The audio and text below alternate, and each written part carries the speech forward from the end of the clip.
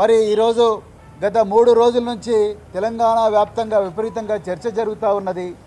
మరి Telangana SC గురుకులాల secretary గారు రేవంత్ రెడ్డి సాంఘిక సంక్షేమ శాఖ మంత్రిగా కూడా ఉన్నారు. మరి వారి కింద పనిచేస్తున్న ఒక అధికారి డాక్టర్ అలుగు వర్షిణి గారు గత 4-5 రోజుల నుంచి ఒక స్టేట్మెంట్ ఇస్తున్నారు. మరి విద్యార్థులు వాళ్ళ టాయిలెట్లు వాళ్ళే కడుక్కుంటే తప్పేంది అని చెప్పి మరి వారు స్టేట్మెంట్ ఇస్తున్నారు. రెండవసారి కూడా మీడియా మిత్రులకు కూడా మళ్ళీ ఆమె ఎక్స్ప్లెనేషన్ ఇచ్చి వేసుకుంటే తప్పేంది అని అంటున్నారు. ఇవాళ నేను రేవంత్ రెడ్డి గారే ముఖ్యమంత్రి, రేవంత్ రెడ్డి గారే సాంఘిక సంక్షేమ శాఖ మంత్రి. నేను ఇవాళ రేవంత్ రెడ్డి గారిని సూటిగా ఒకటే ప్రశ్న అడుగుతున్నా. అయ్యా, మీ టాయిలెట్ మీరే కడుక్కుంటున్నారా? మీ ఇళ్లల్లో మీ టాయిలెట్ మీరే కడుక్కుంటున్నారా? మీ పిల్లలు పోయే బడులల్లో పిల్లలు వాళ్ళ టాయిలెట్ వాళ్ళే కడుగుతూ ఉన్నారా? మీ మంత్రులు వాళ్ళ టాయిలెట్లు వాళ్ళే కడుక్కుంటున్నారా? కడుక్కుంటే తప్పేందని మీ అధికారం అంటున్నారు. మరి కడుక్కోవాలి కదా. నేను మొన్న కూడా స్టేట్మెంట్ ఇచ్చిన రేవంత్ రెడ్డి గారు, మీరు ఆదేశాలు ఇచ్చినందుకే ఈ అధికారి చాలా నిర్భయంగా ఎస్సీ వర్గాల మీద వివక్ష చూపుతూ ఉన్నది. ఎవరి టాయిలెట్లు కడుక్కోవడానికి వ్యతిరేకం కాదు రేవంత్ రెడ్డి గారు. ఈ దేశం పుట్టక ముందు నుంచి, ఈ మానవాళి ఉన్నప్పటి నుంచి పేద వర్గాలు వాళ్ళ టాయిలెట్లు వాళ్ళే కడుక్కుంటున్నారు. వాళ్ళ టాయిలెట్లే కాదు, సమాజం టాయిలెట్లు అంతా కూడా ఈ దేశంలో వాళ్ళే కడుగుతున్నారు. మీకు తెలియకపోతే తెలుసుకోండి చరిత్ర. ఇవాళ వాళ్ళు ఎన్ని రోజులు రా బాబు ఈ పని, ఎన్ని రోజులు రా ఈ పారిశుద్ధ కార్మికుల పని చేయాలి, ఎన్ని రోజులు ఈ బాంఛన బతుకు ఉండాలి, ఇప్పుడన్నా మాకు మరి విముక్తి రాదా అని చెప్పి ఆనాడు మరి గురుకులాలు పెడితే ఆ గురుకులాలను కేసీఆర్ గారు చరిత్రలో ఎన్నడూ లేని విధంగా 1000 గురుకులాలుగా మార్చి ఈ పేద వర్గాలు ఎర్ర బస్సు ఎక్కలేని కుటుంబాలు ఎయిర్ బస్ ఎక్కాలి, ఏరోప్లేన్ ఎక్కాలి, విదేశాలకు పోవాలి, ఇంగ్లీషు చదువుకోవాలి.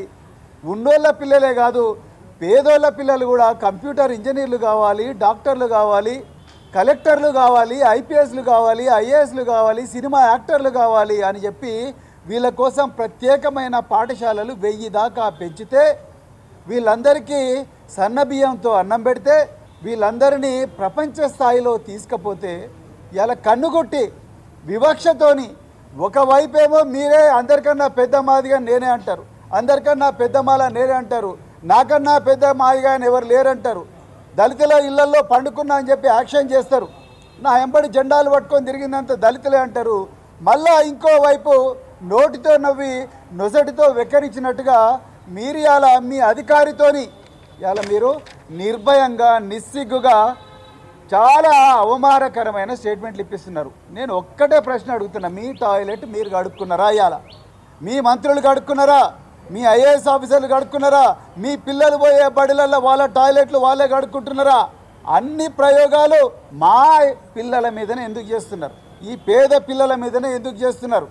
మీరు తీయండి, రాష్ట్రం అంతా ఒక జీవో తీయండి, ఎక్కడోళ్ళు ఎవరి టాయిలెట్ వాడే కడుక్కోవాలి, ఏ ఆఫీస్లో కూడా ఎవరి టాయిలెట్ వాడే కడుక్కోవాలి, హౌస్ కీపింగ్ సర్వీసెస్ బంద్, ఇవన్నీ కూడా బంద్ అని చెప్పి ఒక ఆర్డర్ తీయండి.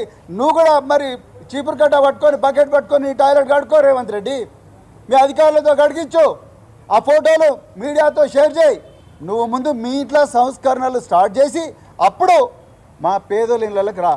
గత 2-3 వేల సంవత్సరాల నుంచి ఇదే పని చేస్తున్న పిల్లలను కేసీఆర్ గారు డాక్టర్లు, ఇంజనీర్లు, కలెక్టర్లు, పైలట్లు చేయాలని చూస్తే, ఆర్మీ ఆఫీసర్లు చేస్తే మళ్ళీ మీరు ఇవాళ వాళ్ళని టాయిలెట్లు కడగమంటున్నారు.